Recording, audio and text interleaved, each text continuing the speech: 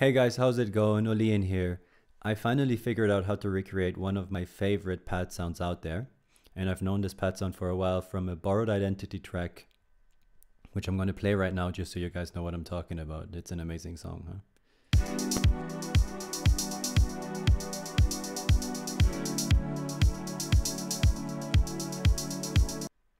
Okay, I'm not going to play more. But yeah, it's an amazing tune. It's an amazing pad sound, and I've also heard it in some other tunes, but I didn't have any approach when it comes to creating it. But yeah, I sat down one afternoon and I thought, well, give it another shot. And I got relatively close, which is cool. So yeah, I'm just kind of gonna go over how I recreated it and the process behind it. So I'm not just gonna go over the preset or yeah, just tell you which knobs to turn and then voila, you have it like magic. I'm kind of gonna go through how I figured it out and what principles lie behind the sound, so you can also use it for other sounds, which I'm also doing, of course. But still, I'm gonna put a link for the preset download in the description for those of you who just wanna grab this sound real quick. So yeah, let's open Sylenth. You can already see I have a MIDI chord effect over here. Let's initialize this patch real quick. Okay, so first, obviously, we should figure out the chords, or I tried to figure out the chords because I realized, hey, like the preset is probably not gonna be the whole sound. It's probably also kind of the chord that makes up the sound and makes it sound so full and rich. And so I just grabbed a grand piano and work them out. And as it turns out, it's relatively simple. It's just a chord progression with starting with one minor 7/9 chord and then followed by 3 major 7/9 chords. This is not going to be a video about music theory, so I'm kind of going to skip that part. Yeah, but maybe another time. So obviously we cannot use the MIDI chord function to create different chords played by one instrument. So if we want to have minor and major chords, we obviously have to use the draw in our own MIDI chord progression instead of using the chord, because it's just going to transpose the same chord up and down. But for now, for figuring out the sound, I think it's quite useful to just have to press one button and instead of play and be able to just have the chord right here. And yeah, that's kind of how I like to work. So we initialize it. I'm going to turn on the volume so no one gets hurt. So obviously Sylenth starts out with a sawtooth wave, which already sounds decent, I guess. The chord already sounds cool. And the chord progression in the song starts on an E minor 7/9 chord, which sounds like this. Okay, but let's jump right in. So I was thinking this classic house sound once again sounds like it's been done with like an analog synth or a Juno or like a modular synth or something like this. And I thought, okay, let's start by setting up Sylenth like a Roland Juno 60, which means that we should have one oscillator that has a pulse wave and one oscillator that has a sawtooth wave. But since the Junos allow you to do pulse width modulation, I decided to set up 2 oscillators to create a pulse wave and being able to modulate it. Give this guy a voice over here. So now we have oscillators A1 and B1 forming a pulse wave instead of a saw wave. If you guys cannot follow along because this is a technique you haven't learned yet, check out my other videos. I'm explaining pulse wave modulation and other kinds of synthesis techniques that yeah, use the invert and phase for sawtooth waves, and yeah, to kind of explain that. So now we set up one oscillator for a pulse wave that we can modulate, and now we need the second oscillator like the Juno would have, which is a saw wave over here. Okay, so then we're going to send both of these or both of these waves through the same filter, which is going to be a high pass filter like the Juno would have. In that case, we're going to use part A and B, and go over here so this oscillator doesn't get lost or go through without being filtered. We're going to turn off the input on this part and have both sides going into the same filter A. You can see here input select AB. Okay, and what the Juno also has is a second filter, which is a low cut filter. Sylenth doesn't really have a second filter for that, but you can obviously just use an EQ8, for example, which I did, and drag it down here and, well, do a relatively harsh low cut. And now we have a second filter here. You could also use an auto filter, but I'm just going to use the EQ because I'm also going to fine tune the sound a bit more later. So now we have the basics, almost the basic setup like the Juno would have. Obviously, we were talking about pulse width modulation, so we have to actually put an option here to modulate it. So we're going to modulate the phase of part B to allow pulse width modulation, and then later on we're going to go over the settings for this one. But for now, this is the basic setup. Okay, and sounds like this. Maybe make it a bit brighter. So this is what we're working with right now. So now, what about the approach? So I was thinking, Juno has a pulse wave and a saw wave. And saw waves have all harmonics are fuller, and pulse waves only have odd harmonics, which makes them sound a bit more hollow.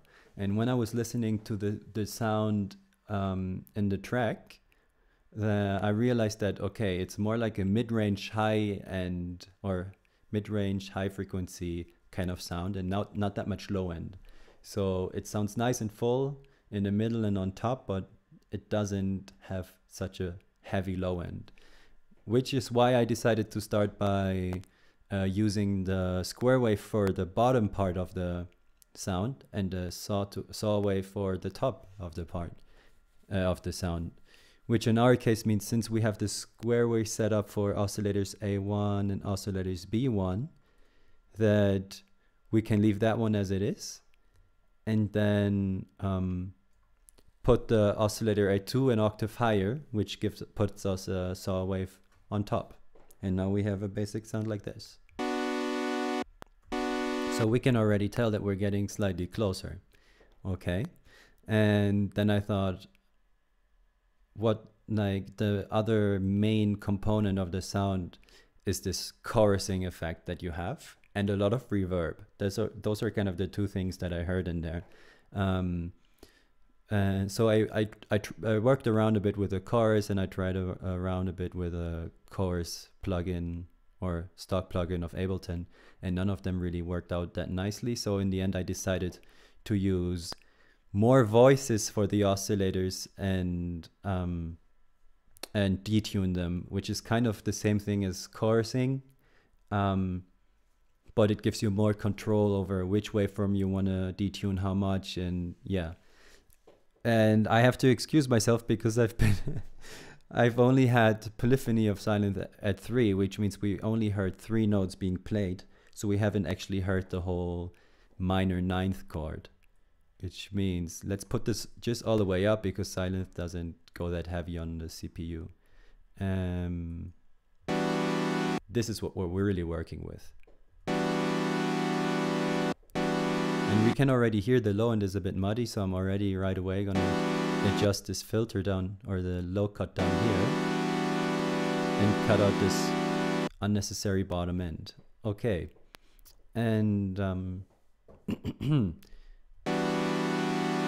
so now we're already somehow close. Okay, now I'm gonna give it some pulse width modulation, and I decided, I heard like somewhat of a pumping sound in the track itself, and obviously that could be from compression or side chaining it, but I thought, well, maybe it comes from the sounds itself. So I started some pulse width modulation at the speed of 1/4, because that's kind of like house 4 to the floor. 1/4 would give you this pumping effect, that I was hearing. Obviously we have to put the gain in. And now what happens is you get like some weird high frequencies in there. If you listen.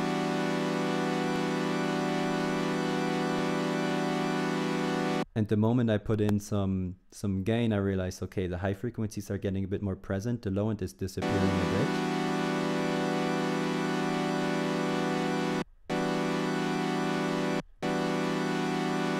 And since we're using but overall it's making the sound a bit fuller and nicer. But since we're using the high pass, the high cut filter or the low pass, if we adjust this one a bit and we give it a bit more pulse width modulation,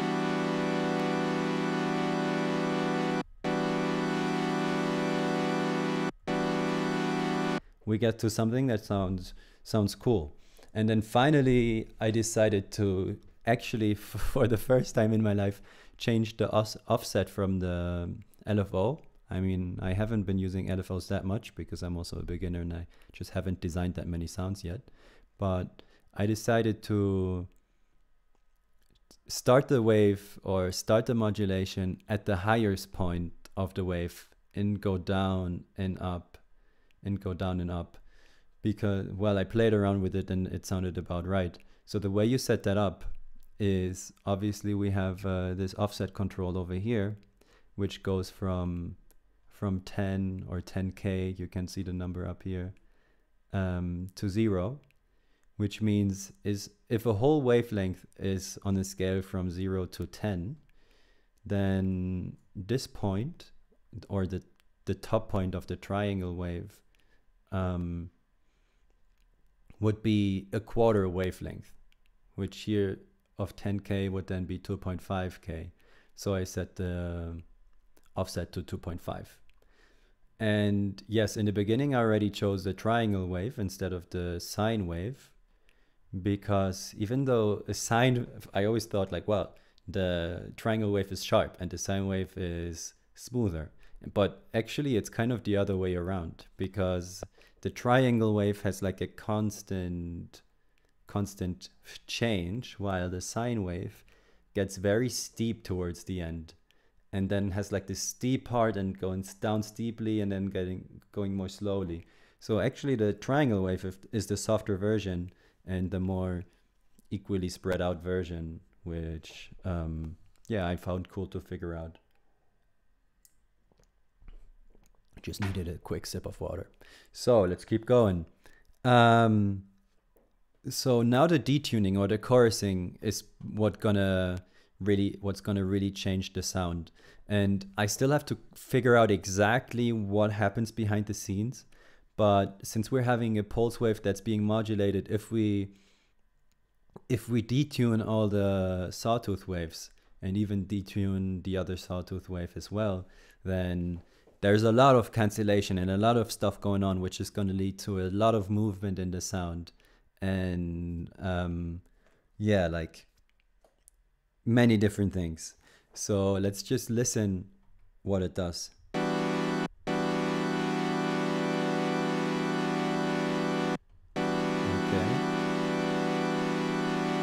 Okay, caught myself. We're not detuning anything yet because we only have a few voices. Only have one voice chosen for these oscillators right now, and if you cannot detune only one voice to itself. So let's give it a bunch of voices, like a few, and maybe this one 7 and this oscillator 7 as well, so we can detune them against each other. Obviously now it's going to be louder, so I'm gonna adjust the volume of these oscillators, because adding each voice is going to add more volume or more amplitude, or yeah. Okay, now let's start detuning.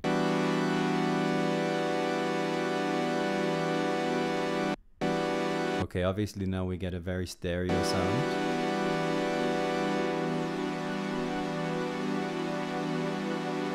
And the top, I mean, this is the top part that we were using, it's getting very soft as well.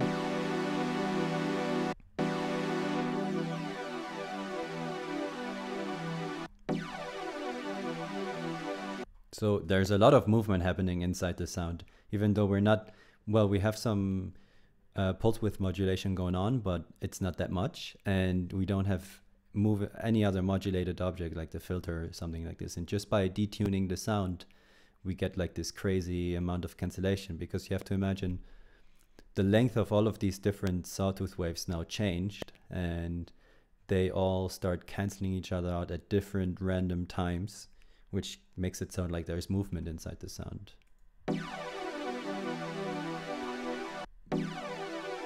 Maybe it's a bit much.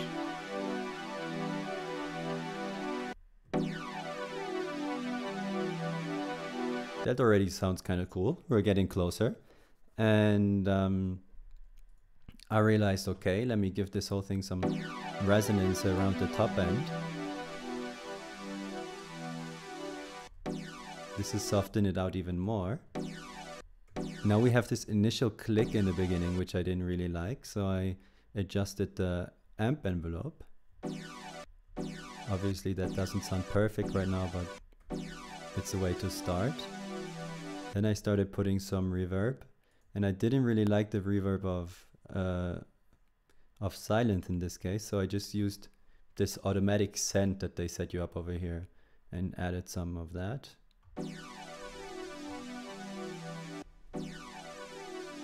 Okay, sounds cool, but it still sounds like a bit weird and not exactly how I wanted it. So I just started to play around a bit, okay? I thought, okay, some fullness, some distortion with the warm drive and giving it some drive might help. So initially it gets way more aggressive, but when you go past 5, it's pretty cool. Then I thought, okay, let's check out the different filter slopes and what they do. Okay, now it sounds more opened up, like kind of the sound in the song. Maybe adjust the cutoff a bit so we don't get that much hyperfrequency.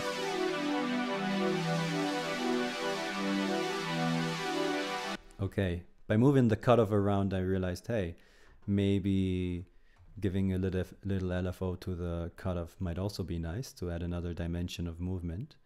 So I decided to modulate.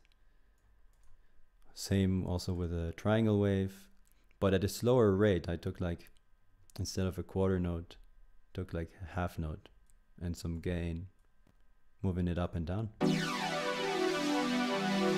Less gain.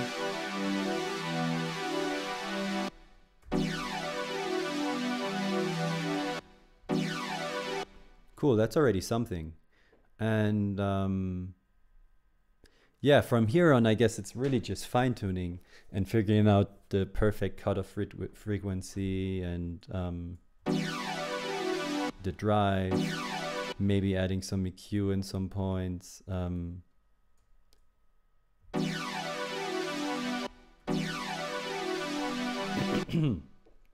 Yeah, and from this point, on, it's just fine tuning. So give me a second to open my final preset that I have, and then we can all go over that, because obviously fine tuning now would take me a lot of time. But yeah, let's look into that for a second. So yeah, I'm back. This is the final preset right now. I'm gonna upload it. It sounds like this. So obviously it doesn't sound as soft as the one in the track, but you can also play around with adding some white noise, some compression, and I added another effect, which is a delay, which gives it even this slightly more like movement and stuff, because I felt the sound was just super full and super movement, super organic. Then I did a lot of weird EQing, but you can kind of think for yourself or figure that one out for yourself, how you want to EQ the preset. But yeah, I added another little modulation to the cutoff in order to avoid this first initial snap that I kind of heard. So now it's obviously still a bit punchy in a way, but yeah. And then I set up a second channel with the same preset Okay, I didn't have this reverb, so now it sounds even slightly softer. So I set up a different channel instead of with a minor chord, with a major chord. Okay, I don't need this extra chorus. So here we have a major chord instead, so I can play different chords by jumping around.